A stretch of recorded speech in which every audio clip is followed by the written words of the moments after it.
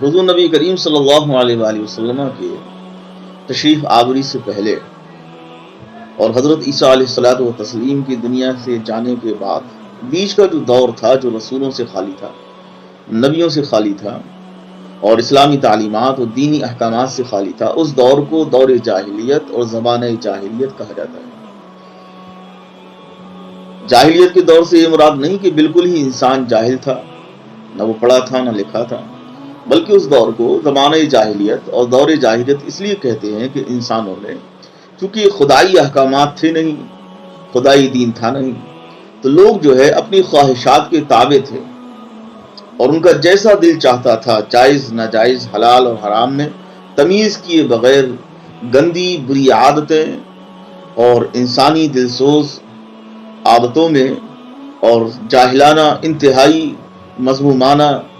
رسم و رواج